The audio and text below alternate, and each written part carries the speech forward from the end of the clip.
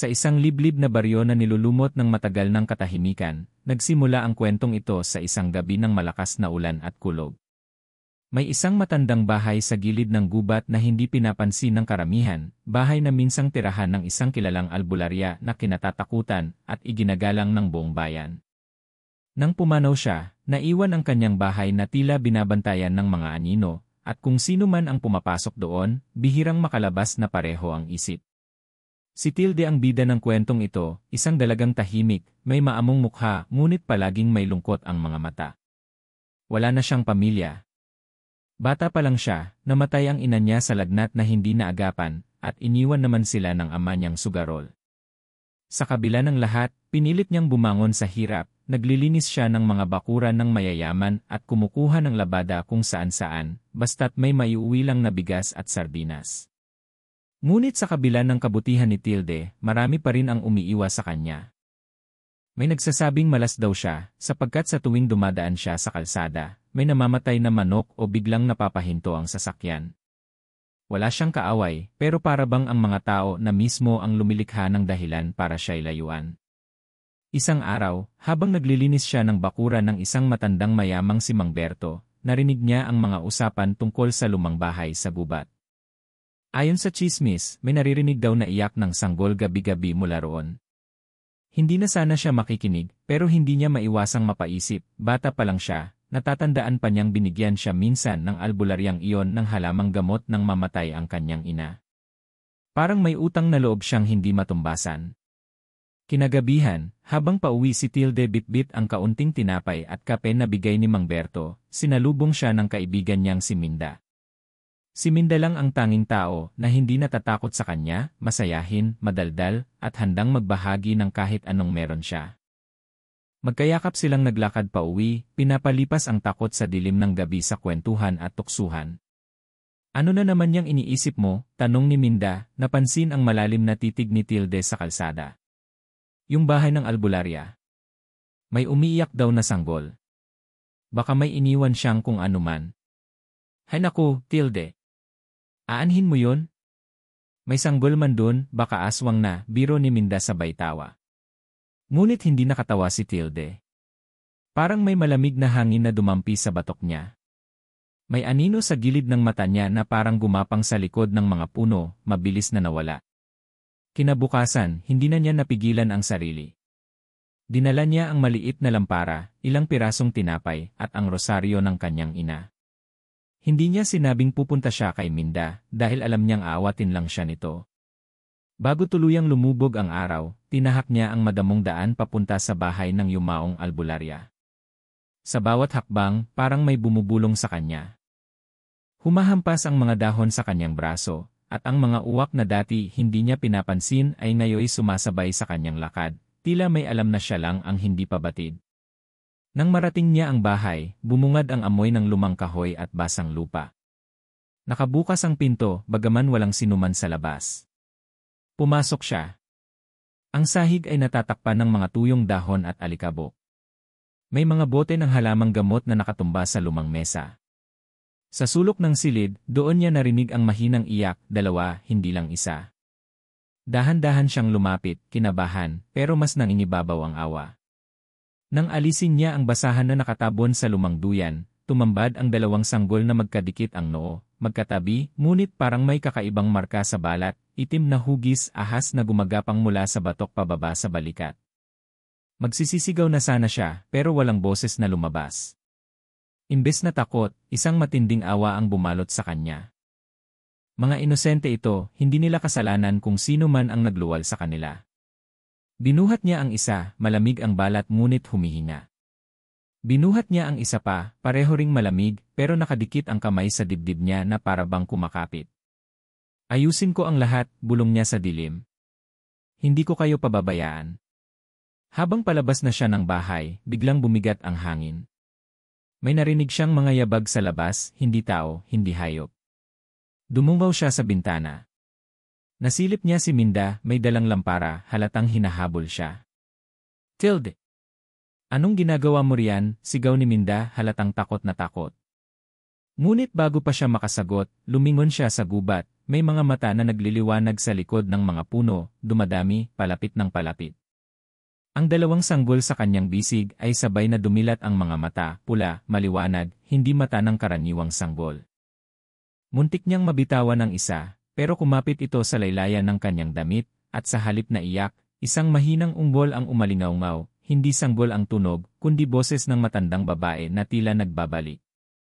Sa likod niya, naramdaman niyang humigpit ang hawak ni Minda sa braso niya. Tilde, anong mga bata yan? Hindi siya nakasagot. Ang alam lang niya, mula sa gabing iyon, hindi na niya maibabalik ang dating katahimikan ng kanyang buhay. Dalawang nilalang ang kanyang kinukop, at sa pagyakap niya sa kanila, niyakap na rin niya ang isang lihim na hindi niya alam kung hanggang saan siya dadalhin. At doon, sa ilalim ng basang buwan, isang mahinang tinig ang bumulong sa kanyang tainga, tinig na parang galing sa ilalim ng lupa. Tilde, ikaw na ang ina namin. Nang sumapit ang sumunod na umaga, halos hindi nakatulog si Tilde. Nakahiga siya sa banig habang mahigpit na yakap ang dalawang sanggol na isinilid niya sa lumang bowl para hindi lamigin. Pinunasan niya ng malinis na basahan ang kanilang katawan, pinainom ng kaunting gatas na inutang pa niya kay Aling Bising, ang matandang tindera na tanging kinaawaan siya. Ngunit habang pinagmamasdan niya ang kambal, mas lalo siyang pinupuno ng mga tanong, bakit ganun ang mata nila? Ano ang ibig sabihin ng marka sa balat nila? Sino ba talaga ang ina ng mga batang ito? Habang sumisilip ang araw, tahimik niyang kinuha ang lumang kahon na iniwan ng kanyang ina bago ito pumanaw. Hindi niya pa yon binubuksan simulat sa pool. Sabi ng ina niya noon, kapag dumating ang araw na pakiramdam niya'y wala na siyang matatakbuhan, sa kanya lang ito buksan. Nanginginig ang kamay niya nang alisin ang lubid na pambalot. Sa loob, may ilang lumang larawan ng isang batang babae na hawak-hawak ng isang babaeng may maitim na belo. Sa likod ng larawan, may nakasulat na pangalan, Felisa. Si Felisa, ina niya. Ngunit ang mas ikinagulat niya, may isa pang papel sa ilalim, isang sulat na ang tintay halos kupas na. Anak, kung mababasa mo ito, ibig sabihin wala na ako. Patawarin mo ako kung hindi ko nasabi ang totoo. May sumpa ang dugo natin. May lahi tayong pinag-uusig ng mga nilalang sa dilim. Bantayan mo ang sarili mo. Kung sakaling bumalik ang mga anino, hanapin mo ang lihim ng dagat. Doon mo lang malalaman kung sino ka. Napaupo si Tilde, parang sasabog ang dibdib. Hindi niya alam kung matatawa ba siya o maiiyak. Ano ang lihim ng dagat? Bakit may sumpa? Bakit walang nagsabi sa kanya? Sinubukan niyang alalahanin ang mga kwento ng kanyang ina, pero puro dasal, puro bilin na huwag lalayo ng bahay, huwag makikihalubilo kapag gabi. Noon, akala niya'y simpleng takot lang ng isang ina. Ngayon, alam niyang may tinatago pala. Hindi na siya nakapagpahinga. Nang dumating si Minda para dalhan siya ng kaunting pagkain, agad niyang isinara ang kahon at itinago ang kambal sa silong. Anong balak mo ngayon? Tanong ni Minda habang sabay silang kumakain ng tuyong tinapay at pinulbos na kape. Hindi ko alam, sagot ni Tilde, pilit nang umiti. Basta't kailangan kong alagaan sila. Mga anak ba yan ng tao? Biglang tanong ni Minda diretsahan. Tumigil si Tilde. Ramdam niyang may bahid ng takot ang tinig ng kaibigan. Basta sanggol sila, Minda. Yun lang ang alam ko. Hindi na umimik si Minda. Pero bago ito umalis, napansin niyang hindi ito tumingin sa silong kung saan naroroon ang kambal, parang ayaw makita. Kinagabihan, habang pinapalitan niya ng basang lampin ang kambal, biglang bumukas ang pinto. Malamig na hangin ang pumasok, kasunod ang kaluskos ng mga dahon na para bang may bumubulong. Nagmadali siyang isarado ang pinto, ngunit may anyong dumaan sa likod niya, isang matandang lalaki na nakaputing saya at may mahahabang buhok na puti. Hindi siya makakilos. Huwag kang matakot, Tilde, sabi ng lalaki. Ang boses nito'y tila mabigat ngunit kalmado, parang alingaw-ngaw ng mga alon. Sino ka? Tanong niya nanginginig. Isa akong bantay. Ako ang albularyong hindi mo nakita noon. Kaibigan ako ng yumaong Felisa. Ako ang nag-inat sa inyo. Napatingin siya sa kambal. Sila ano sila? Sila ang anak ng Gabok at Anino. Dugo mo rin sila, Tilde. At kapag lumaki sila sa kamay ng dilim, wala nang babalik sa dati. Ibinaba ng matandang albularyo ang kanyang tungkod. Sa dulo nito, may nakakabit na lumang kabibe na kumikislap sa liwanag ng lampara. Kinuha niya ito at iniabot kay Tilde. Ito ang mutya ng daluyong. Paghawak mo nito, ikaw na ang tagapagbantay hindi lang sa kambal, kundi sa lihim na iniwan ng ina mo. Ngunit may kapalit ang lahat, Tilde. Hindi mo na mababawi ang simpleng buhay na gusto mo. Nag-init ang mga mata ni Tilde. Ayoko nito. Gusto ko lang silang iligtas, ayoko ng sumpa, ayoko ng tungkulin. Ngunit mumiti ang albularyo, bakas ang lungkot sa mukha. Hindi mo na ito matatakasan. Duguan ang hangin sa paligid mo. Kung hindi ikaw ang pipili, sila ang pipili para sa'yo. Biglang umiyak ang kambal, kasabay ng pag-uga ng bubong. Para bang may dumadapong mabigat na nilalang. Muling bumulong ang albularyo, may darating na maghahanap sa kanila. Bago pa yon mangyari, hanapin mo ang lihim ng dagat, ang Shokoy na bantay nito. Doon mo lang malalaman paano tapusin ang sumpa. Hindi na muling nagpakita ang albularyo. Nang mag-umaga, iniwan niya ang kabibe sa tabi ng duyan. Saka lang muling dumating si Minda, dala ang ilang damit at gatas para sa kambal. Ngunit ramdam ni Tilde ang pagbabago. Hindi na magkatulad ang titig ni Minda sa kanya, may takot na, may pagdududa. Tilde, balita ko pinag-uusapan ka na sa baryo. Sabi nila may kinukop ka raw na anak ng dilim. Baka balikan ka ng mga aswang. Wala silang alam, Minda. Pati ako, wala bang alam? Tanong ni Minda, bakas ang tampo. Napayuko si Tilde. Alam niyang unti-unti nang lumalayo ang tanging kaibigan na hindi siya iniwan. Ngunit paano niya ipapaliwanag? Paano niya sasabihin na baka pati siya, hindi na tao sa mata ng ibang tao? Sa gabi, iniipit niya ang mutya ng daluyong sa palad niya. Pakiramdam niya'y may buhay ito. May init na kumikislap sa loob. Kapag ipinikit niya ang mga mata niya, para siyang nasa ilalim ng dagat, nakakarinig ng awit ng mga isdang hindi niya alam ang pangalan.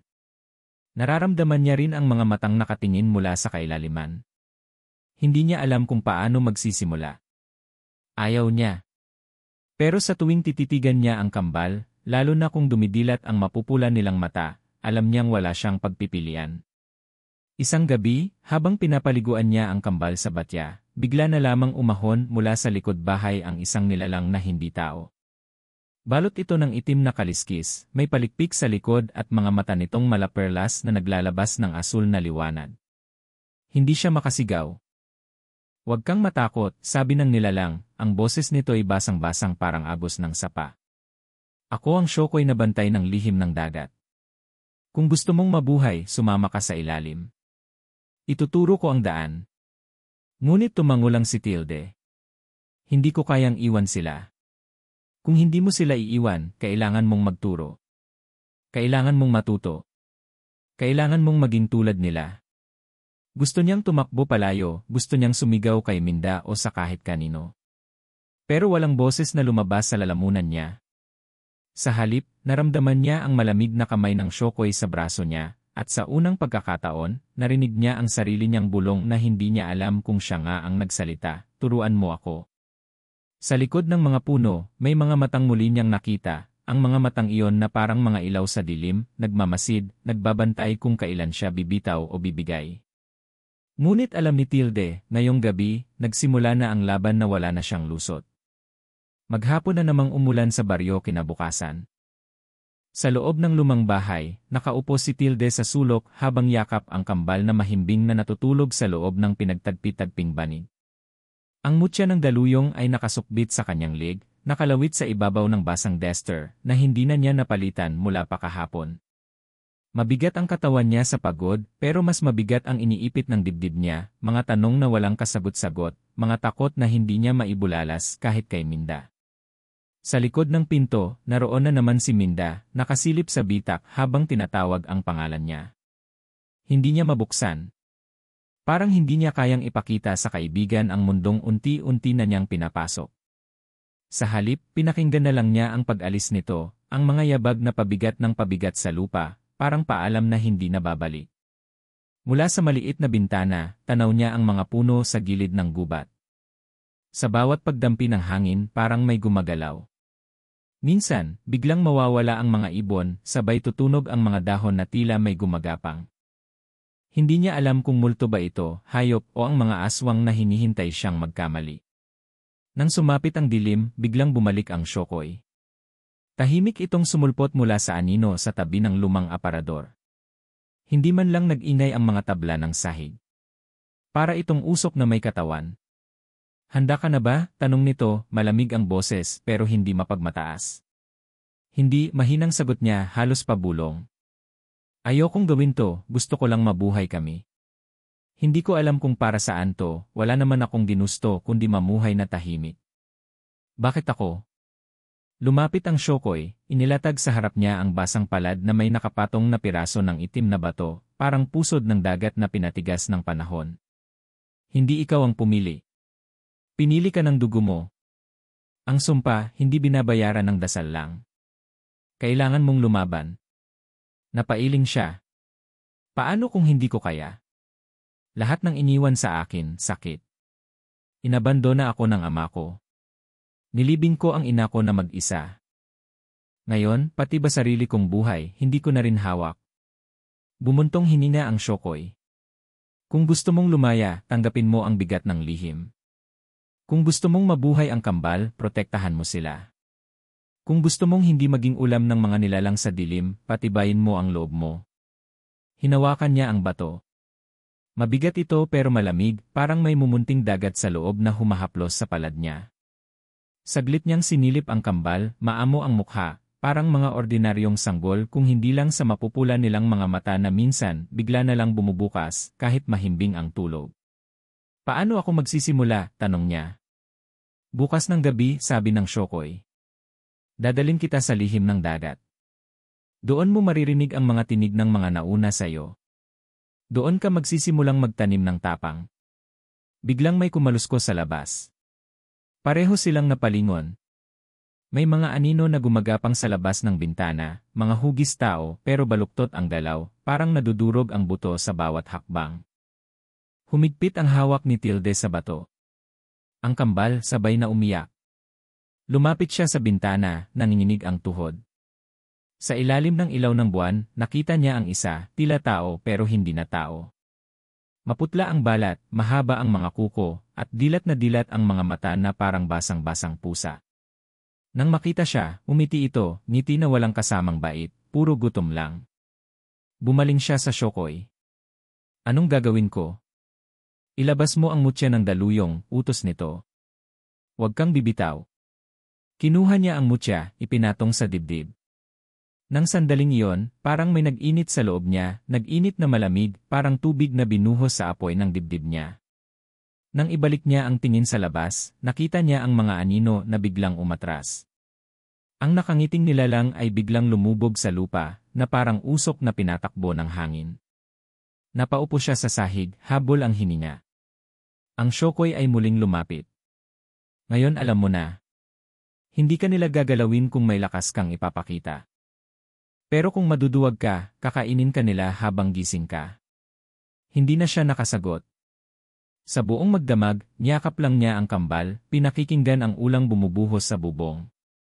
Sa bawat pagpatak, bumabalik sa isip niya ang lahat ng iniwan ng ina niya, ang pagkababae nitong inusig ng tsismis, ang sakit na tiniis nito ng mag-isa, at ang takot na ipinamana sa kanya kahit ayaw niya. Naalala rin niya ang ama niyang halos hindi niya maalala ang mukha, umalis nang hindi nagpaalam, iniwan silang mag-ina sa gitna ng utang at gutom. Ilang ulit niyang tinanong noon kung siya ba ang may mali. Ngayon, nauunawaan na niya hindi pala takot lang ang iniwan sa kanya, kundi galit. Galit na ngayon niya lang naramdaman ng buo, galit na nagiging apoy habang humihigpit ang kapit niya sa mutya. Kinabukasan, dumating si Minda, basang-basa, nanginginig, bitbit ang ilang gulay at isang lumang kumot. Hindi na siya nagtanong, umupo na lang sa tabi ni Tilde. Saglit silang nagkatinginan, alam nilang pareho, may pader na sa pagitan nila. Kung gusto mong umalis, mahinang sabi ni Tilde, pwede pa. Baka pati ikaw madamay. Baliw ka ba? Iniwan ka na nga ng lahat, iwan pa ba kita? Mahina ang tinig ni Minda pero matalim. Tumulo ang luha ni Tilde. Noon lang siya muling umiyak, pero hindi niya alam kung luha ba iyon ng takot o ng kaunting lakas. Nang dumating ang gabi, nagising siya sa pagkaluskos. Akala niya ay guni-guni lang, pero pagtingin niya sa pintuan, naroon na naman ang mga aninong nakatayo, parang mga panauhing ayaw bumitiw. Hindi sila pumapasok, parang may dingding na humaharang, ngunit alam niyang naghihintay lang sila ng pagkakataon. Nilapitan siya ng Shokoy. Handa ka na? Tinitigan niya ang kambal. Tinitigan niya si Minda ng ayoy pinipilit huwag ipakita ang takot habang pinapainom ng gatas ang isa. Hinalikan niya ang noo ng kambal at isinuot ang mutya sa ilalim ng duster. Handa na ako. Pero wag mo silang gagalawin. Wag mo silang iiwan. Tumango ang Shokoy. Basta't wag kang bibitaw. Huwag kang magpapalunod. Nang lumabas sila sa madamong bakuran, bumungad sa kanya ang gubat, basa, mabaho ang lupa, at madilim na parang walang buwan. Sa ilalim ng ugat ng punong kahoy, nakita niya ang bilog na hukay na parang balon. Humakbang siya papalapit, hawak ang itim na bato. Diyan, bulong ng Shokoy, naghihintay ang lihim ng dagat. Kapag bumaba ka, hindi mo na alam kung anong babalikan mo. Hininga. Isang malalim na hinga ang sinagupa niya. Hindi niya alam kung kakayanin niya. Pero sa isip niya, naaninag niya ang mga anino ng ina niyang si Felisa, nakatayo sa dulo ng dilim, parang sinasabi nitong, "Anak, huwag kang bibitaw." At sa gabing iyon, bumaba si Tilde sa hukay, dala ang sugat ng kahapon at ang tapang na hindi niya alam na mayroon siya. Malamig ang simoy ng hangin na bumati kay Tilde nang muli siyang umahon mula sa ilalim ng hukay ng lihim ng dagat. Sa loob ng butas na iyon, para siyang nilamon ng hangin at tubig na walang hugis, tinig na paulit-ulit na bumubulong ng mga pangalan na hindi niya kilala pero alam niyang bahagi na ng dugo niya. Hindi niya alam kung gaano siya katagal na wala roon, parang saglit lang, pero pagbalik niya sa ibabaw, basang-basa na ang kanyang damit at nanginginig ang buong katawan niya sa lamig at takot. Nang bumalik siya sa lumang bahay, nadatnan niya si Minda na nakaupo sa tabi ng duyan, pilit na pinapatahan ang kambal na hindi na naman tinigilan ang pag-iyak. Nang makita siya ni Minda, tumayo ito at agad siyang niyakap, basang-basa man siya at nanginginig. Akala ko hindi ka nababalik, sabi ni Minda, nanginginig din ang boses. Bumalik ako, kasi wala pa akong tapos, sagot ni Tilde, pinilit umiti pero hindi niya naitago ang panginginig ng baba niya. Ilang sandali silang walang imikan. Sa labas, humahampas ang hangin sa mga bintana. Ang bubong na yari sa mga kalawangin at basag-basag na yero ay umaatungal na parang umiiyak na hayop. Hindi nila alam kung normal lang ba ang hangin o may kasama na namang anino na gustong pumasok. Anong nakita mo doon? Tanong ni Minda habang pinupunasan ang basang buhok niya ng lumang kumot. Lahat ng takot na akala ko nakabaon na nandoon lahat, bulong ni Tilde. Lahat ng galit, lahat ng iniwang tanong ng nanay ko, pero higit doon, may bumulong na darating na ang pinakamadilim. Napayuko si Minda. Hinawakan niya ang kamay ni Tilde. Kahit ano pa yan, hindi kita iiwan. Pero paano tayo lalaban? Tayo lang to, tingnan mo tayo, gutom, pawisan, pawing-pawing ang damit, napangiti si Tilde kahit nangingilid ang luha. Hindi tayo lang to, Minda. Hindi tayo lang.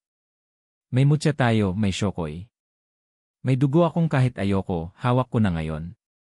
Ngunit habang sinasabi niya iyon, para bang lalo niyang naramdaman ang bigat sa likod niya.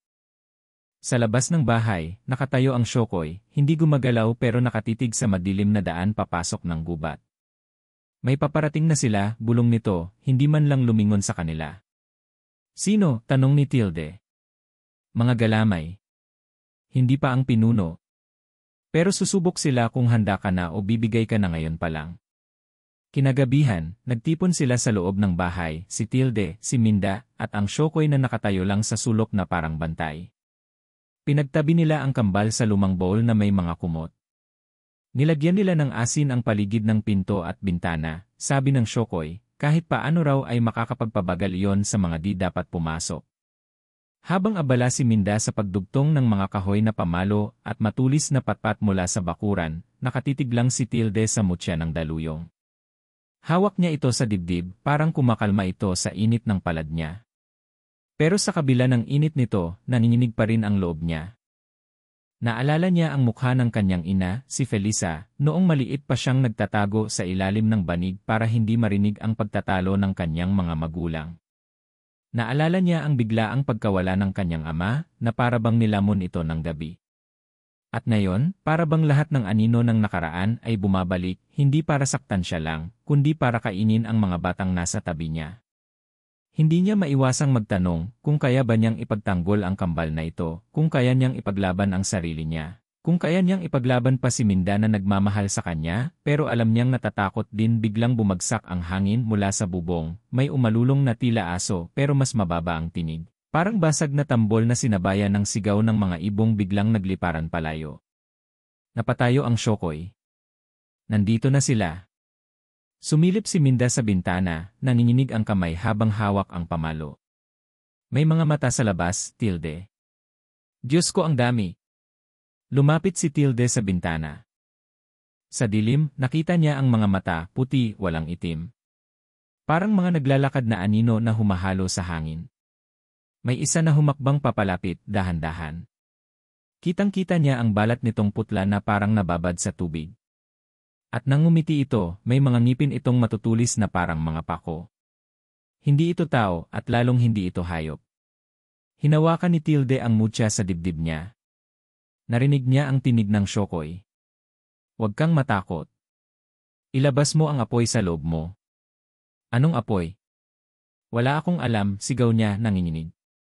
Buksan mo ang puso mo, Tilde. Yung galit, yan ang apoy mo. Yung sakit, yan ang apoy mo. Huwag mong itago. Sumigaw si Minda nang biglang sumalpok ang isang anino sa bintana. Basag ang kahoy, tumalsik ang basag na bubog. Ngunit bago ito makapasok, inilabas ni Tilde ang mutya at itinapat sa sugat na bitak sa dingding. Parang kidlat na may tubig ang sumiklab mula sa mutya, bumalot ang liwanag sa bintana. Napaatras ang anino, umalulong na parang nasusunog. Ngunit hindi pa tapos. Sa likod nito, mas marami pa ang lumilitaw. May gumagapang sa bubong, may bumabaluktot sa ilalim ng bahay.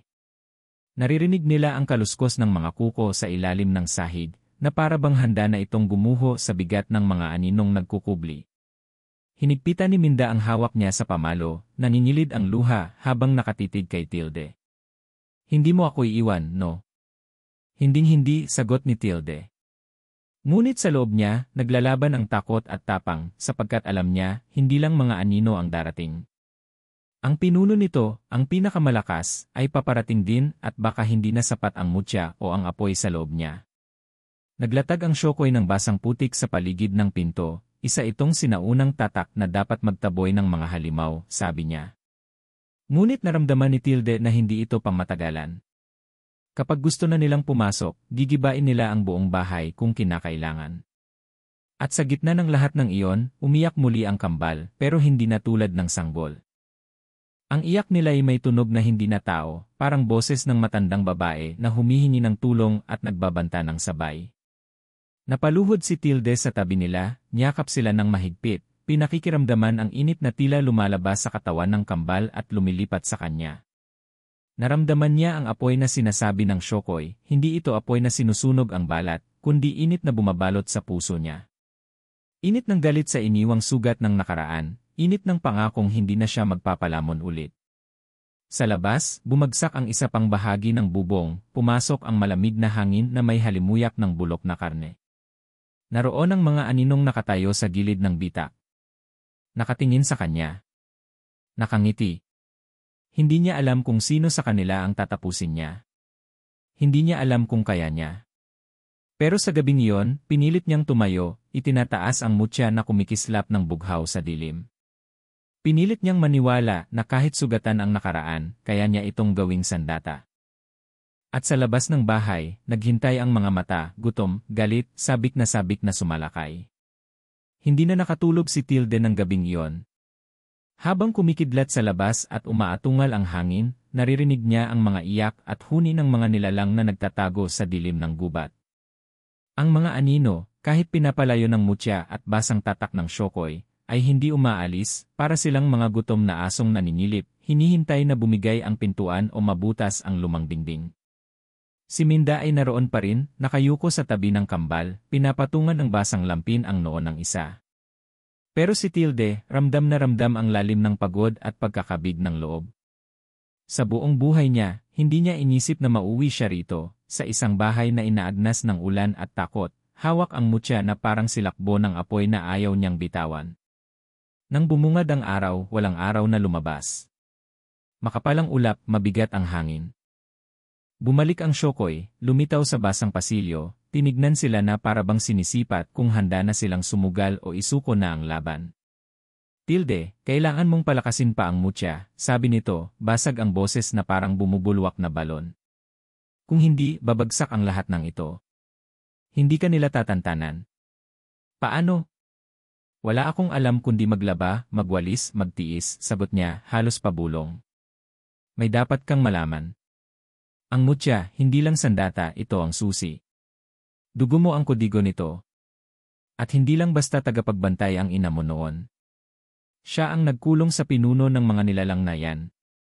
Napatingin si Tilde sa Shokoy, napalunok siya. Anong ibig mong sabihin? May halimaw na hindi dapat gumising. Siya ang pinagmulan ng lahi ng anino at aswang sa lugar na ito. Ang nanay mo, kasama ko noon, tinatakan nila ang halimaw na yon, pero ang mutya, nasa dugo mo na. Kapag bumitaw ka, mabubuhay siya ulit. Nanginig ang tuhod ni Tilde. Tinitigan niya ang mutya sa palad niya. Akala niya noon, simpleng proteksyon lang ito, pala, kapag binitawan niya, ito rin pala ang susi ng mismong bangungot na gusto niyang takasan. Sa likod niya, narinig niyang bumuntong hininga si Minda. Tahimik, mabigat ang katahimikan. Lumapit si Minda sa likod niya, inilagay ang kamay sa balikat niya. Tilde, kung ganun, ibig sabihin kung gusto nating matapos to, dapat nating sirain ang mutya. Umiling ang Shokoy. Kapag sinira mo yan, mas malala, lalaya siya agad. Wala nang tatakip. Napaatras si Minda, bumitiw ng hawak sa balikat ni Tilde. Ano na gagawin natin? Habang buhay ka na lang bang nakakulong dito, Tilde? Paano kung wala na tayong magawa? Tumigil ang lahat. Parang may malamig na kamay na humawak sa batok ni Tilde. Ano nang ibig mong sabihin, Minda? Pero bago makasagot si Minda, bumangon bigla ang isa sa kambal, dumilat ang mga pulang mata nito, tumitig kay Minda na parabang may alam na hindi alam ni Tilde. Napatras si Minda, baka sa mukha ang kilabot. Tilde, dapat mo na silang iwan. Yung mga bata, sila ang susi, hindi ikaw. Kung ibibigay mo sila, hindi na natapos ni Minda ang sasabihin. Napasigaw si Tilde. Ano? Kanino mo nalaman yan? Pero bago niya pa mahablot ang braso ni Minda, bumangon ang Shokoy, humarang sa pagitan nila. Hindi mo ba alam? Hindi ka ba nagtaka, Tilde, kung paano ka lagi nitong nahahanap? Sino ang nagsumbong sa mga anino kung nasaan ang bahay mo? Paano nila alam ang kahinaan mo? Napaluhod si Tilde sa sahig. Hindi niya alam kung anong mararamdaman. Si Minda, ang kaibigan niyang kaisa-isang kasama mula pagkabata, paano naging ganito? Napatingin si Minda sa kanya, nangingilid ang luha. Hindi ko sinasadya, Tilde. Pinilit nila ako. Sabi nila, kung ibibigay ko ang kambal, iiwan nila tayong dalawa.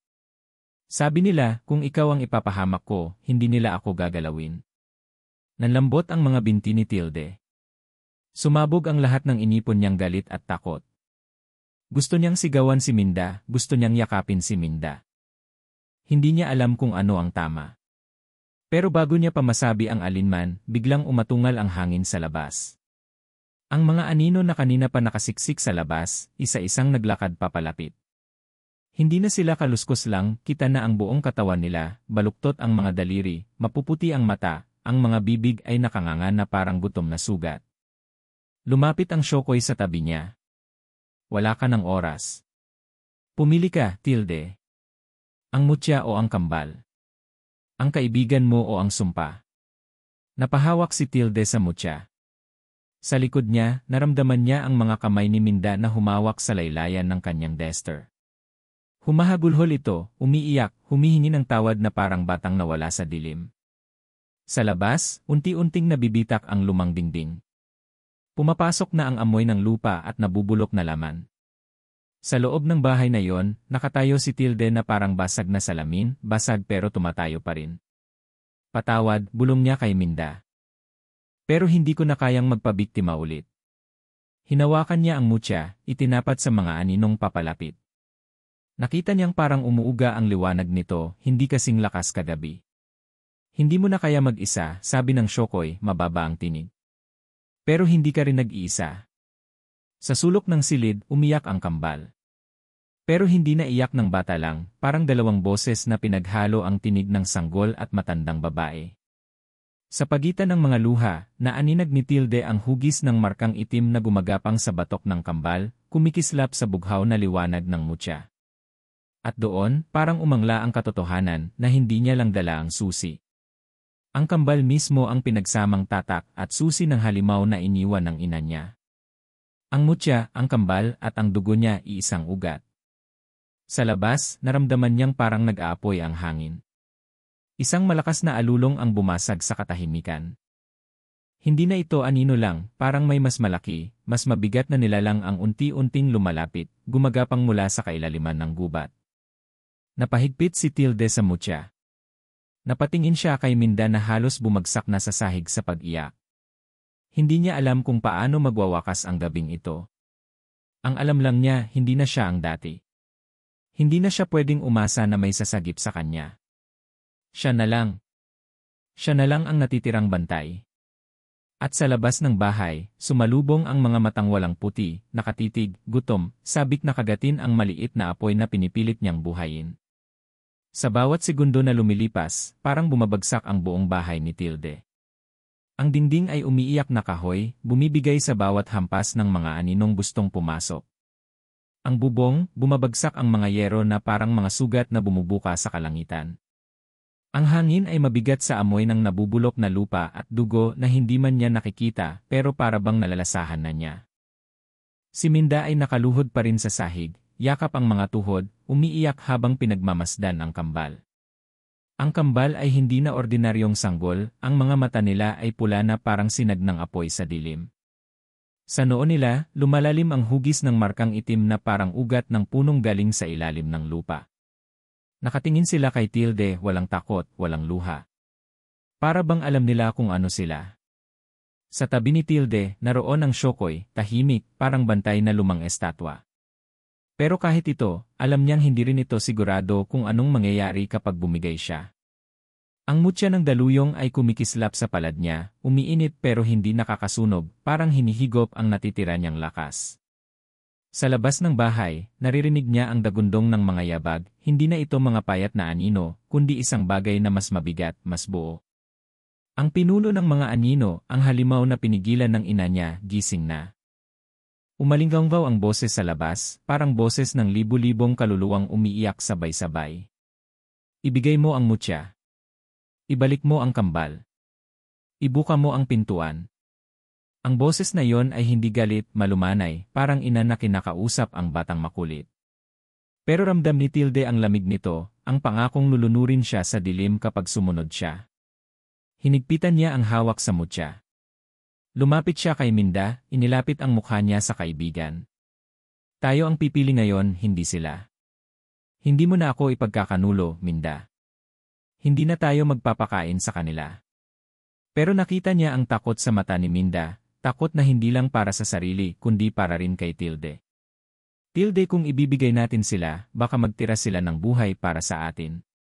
Baka may paraan pa, umiling si Tilde, pinahid ang luha ni Minda gamit ang nanginginig na kamay.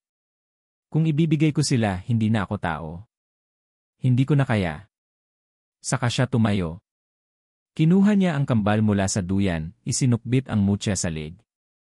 Ramdam niyang mabigat ang mga bata, pero mas mabigat ang katotohanang hawak niya ang buhay at kamatayan sa isang braso. Lumapit ang Shokoy, inilatag sa paanan niya ang isang patpat na gawa sa tinik ng isdang hindi niya alam ang pangalan. Sandata. Hindi para pumatay ng tao, kundi para hatiin ang dilim. Napatingin si Tilde sa Shokoy, sa unang beses, nakita niya sa mukha nito ang pagod, ang takot na ayaw ipakita. Tanging tango lang ang naibigay niya. Bumagsak ang natitirang bahagi ng dingding. Sumabog ang hangin na parang alon mula sa pusod ng dagat. Pumasok ang malamig na usok na bumalot sa buong silid. At sa harap nila, dahan-dahang umangat ang hugis ng pinuno ng mga anino, isang nilalang na hindi malaman kung tao o hayop. Payat ito pero matangkad, baluktot ang mga buto sa balikat at braso. Ang mga mata nito ay dalawang malalaking hukay na kumikislap ng puti. Nagsalita ito, ngunit ang boses nito ay nasa loob ng utak nila. Anak ka nang sumumpa sa akin. Ikaw ang nagtatago ng susi. Ibalik mo. Ibalik mo ang dapat sa amin. Humakbang si Tilde, nanginginig ang tuhod pero hindi umatras. Nilapag niya ang kambal sa gitna ng sahig, pero tinakpan niya ito ng katawan niya. Hawak ang patpat ng tinik sa isang kamay, at ang mutya na kumikislap na parang nag-aapoy sa kabila. Huwag, bulong ni Minda, halos di na makapagsalita. Tilde, baka mapatay ka, pero alam ni Tilde na wala na siyang ibang daan. Kung mamamatay ako, at least hindi ko ibinenta ang kaluluwa ko. Humakbang ang nilalang papalapit. Sa bawat yapak nito, nahuhulog ang mga basag na tabla ng sahig, nababaluktot ang mga anino sa paligid. Sumisirit ang malamig na hangin na parang usok mula sa bunganga nito. Inilapit nito ang kamay na parang balangkas ng kahoy, halos umabot na sa buhok ni Tilde. Ngunit bago pa siya maabot, naramdaman ni Tilde ang naglalagablab na init mula sa mutya. Tumayo siya, inangat ang patpat na tinik, itinapat sa harap ng halimaw. Narinig niya ang tinig ng ina niya, hindi mula sa labas, kundi sa loob ng dibdib niya, "Anak, huwag kang bibitaw. Ang dugo mo, apoy mo." Isinaksak niya ang patpat sa sahig. Sumabog ang liwanag, bughaw, puti, at parang tubig na nagliliyab. Napasigaw ang halimaw, hindi galit, kundi galit na may halong takot. Nanginig ang buong bahay, bumagsak ang mga kahoy na dingding pero hindi gumuho ang sahig kung saan nakaluhod si Tilde. Ang mutya ay sumiklab ng mas maliwanag pa sa kidlat. Mula sa kambal, umalingaw-ngaw ang tinig ng sanggol na sabay na naging boses ng matandang babae. Ang markang itim sa noo nila ay kumalat sa katawan, ngunit sa halip na kainin sila, tila humiwalay ito, naging usok na nilamon ng liwanag ng mutya. Napaatras ang halimaw, unti-unting nadurog ang mga braso nito na parang abo sa hangin. Ngunit bago ito tuluyang matunaw, tumawa ito, boses na basag na parang yero na pinilas. Hindi ito ang wakas. Ang sumpa, hindi namamatay, nagiging anak lang ng anak, at sa huling saglit, nilamon ito ng bughaw na liwanag, sabay bumulusok palabas ng bubong na parang pinunit ng bagyo. Natumba si Tilde. Sumambulat ang pawis at luha sa mukha niya. Hindi niya alam kung panaginip ba ang lahat o totoo, pero ramdam niya ang bigat ng mutya na parabang tahimik na muling humimbing. Ang kambal ay huminto sa kakaibang pag-iyak, bumalik sa pagiging mga sanggol na walang bakas ng markang itim sa noo. Humawak si Minda sa balikat niya mula sa likod, nanginginig pa rin ang boses. Tapos na ba, Tilde?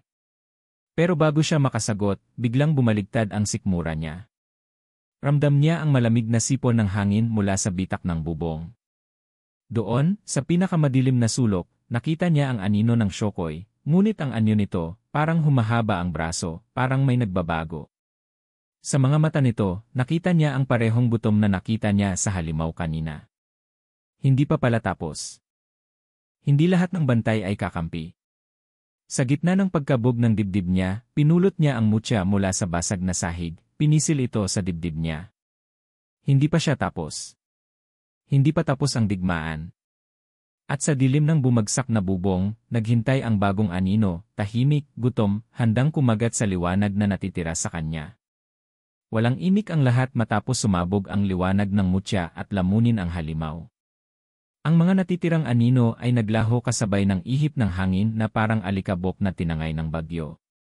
Bumagsak ang pinakamatinding ulan ng gabi. Ngunit sa loob ng wasak na bahay ni Tilde, nanatili silang tatlo, si Minda, ang kambal, at siya, parang mga naligaw na kaluluwang pilit bumabangon mula sa pagkawasak. Nakahandusay si Tilde sa gitna ng sahig, hapong-hapo, nakapikit pero mulat ang diwa. Ramdam niya ang bigat ng katawan, ang hapdi ng mga sugat sa braso at binti, at ang kirot ng mga salita ni Minda na hanggang ngayon ay kumikirot sa puso niya. Sa tabi niya, si Minday tahimik na pinupunasan ang sugat niya, nanginginig pa rin ang kamay. Patawad, Tilde, mahinang bulong ni Minda, basag ang tinig, halos di marinig sa lagaslas ng ulan sa bubong na butas-butas na. Akala ko noon tama ang ginawa ko. Natakot lang ako. Natakot akong mawala ka rin. Hindi agad nakasagot si Tilde. Pinilit niyang buksan ang mga mata. Doon niya nakita ang kambal, mahimbing natulog sa basang banig, payapang walang bakas ng sumpa o itim na marka. Gusto niyang umiyak. Hindi niya alam kung luha ba yon ng pagod, sakit o pagpapatawad. Hinawakan niya ang kamay ni Minda at pinisil ito. Hindi mo ako nawala, Minda. Hindi pa tapos ang lahat, pero nandito pa rin tayo. Tumango si Minda, mabilis na pinahid ang luha sa pisngi. Anong gagawin natin ngayon? May mutya ka pa. Buhay pa ang kambal. Buhay ka pa. Pero alam nating hindi pa tapos ang dilim. Bumangon si Tilde kahit masakit ang likod niya. Hinila niya ang mutya mula sa basag na sahig. Kumikislap pa rin ito, pero hindi na kasing tapang ng kanina. Para bang humihinga na lang ito ng mahina, nanunumbalik ang lakas habang hawak niya. Tumingin siya sa butas ng bubong. Doon, naaninag niya ang syokoy o kung anuman ang nalalabi rito. Hindi na ito mukhang kakampi. Nakadikit ito sa pader, nakatitig, parang pinagmamasdan sila, pero hindi lumalapit. Hindi lahat ng tagapagbantay ay kakampi, mahinang sambit ni Tilde sa sarili. Naalala niya ang sinabi ng ina niya noon, anak, bantayan mo ang sarili mo. Huwag kang lilingon kung alam mong tama ang nilalakaran mo. Ngayon, naiintindihan niya na. Lumapit siya sa kambal. Dahan-dahan niyang kinuha ang isa, isinandal sa dibdib niya.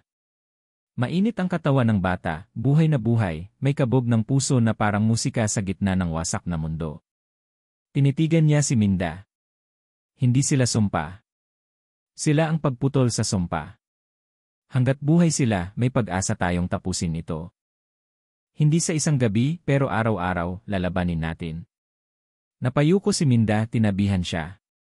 Sila na lang dalawa ang maghahawak ng mutya, ng lihim, ng kasalanan at pag-asa na iniwan ng mga nauna. Wala na ang ina niya para umalalay. Wala na ang tatay niya para magturo. Pero siya mismo, hawak niya ang lahat, ang takot, ang tapang, ang mutya, ang kambal, at ang kaluluwang hindi na niya ipagpapalit kahit kailan. Sa labas ng bahay, humupa ang ulan pero malalim pa rin ang dilim. Sa gubat, tiyak niyang may mga natitira pang nilalang na maghahanap sa kanila. Hindi matatapos sa isang gabing ito. Alam niyang dadating muli ang mga anino, marahil mas malakas, mas tuso, mas gutom. Pero ngayon, hindi na siya mag-isa. Pinilit nilang ipunin ang natitirang gamit. Ang lumang duyan, mga lampin, ang ilang tuyong bigas na hindi nabasa ng ulan. Nakabalabal ang mutya sa laylayan ng duster niya. Ang tinik na patpat na isinaksak niya kanina sa sahig, isinilid niya sa supot ng bigas, kung sakaling kailanganin ulit, alam niyang di pa tapos ang gyera. Umalis na tayo dito, mahinang sabi ni Minda. Wala na tayong mauwian dito. Wasak na lahat. Tumingin si Tilde sa paligid, ang lumang dingding na may bitak, ang basag na bintana na kanina'y sinilipan ng anino, ang sahig na basang-basa ng dugot putik. Isang maliit na bahay na minsang tinawag niyang kanlungan, na ngayon ay libingan na rin ng lahat ng alaala niya. Pero wala siyang naramdamang galit. Para bang may bagong tinig sa dibdib niya na nagbubulong, hindi bahay ang tahanan, anak. Ikaw ang tahanan.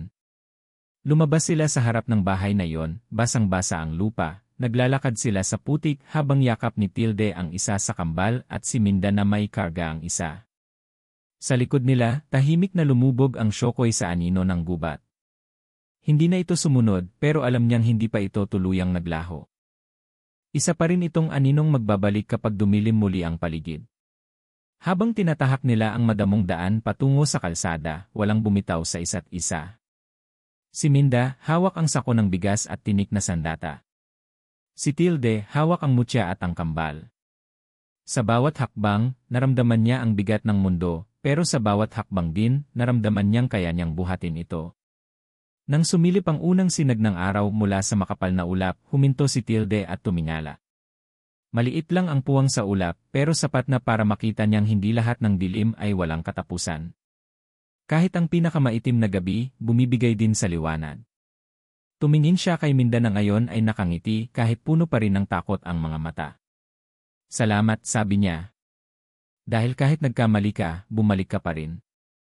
Tango lang ang isinagot ni Minda. Salamat din, Tilde. Kasi kahit binasag ko ang tiwala mo, binuo mo pa rin ako. Sa wakas, narating nila ang lumang daan. Doon sila naupo sa gilid, tinignan ang tahimik na baryo sa malayo. Hindi pa tapos ang gyera, pero handa na sila. At ngayong alam na ni Tilde ang totoo sa dugo niya, hindi na niya ito ikahihiya.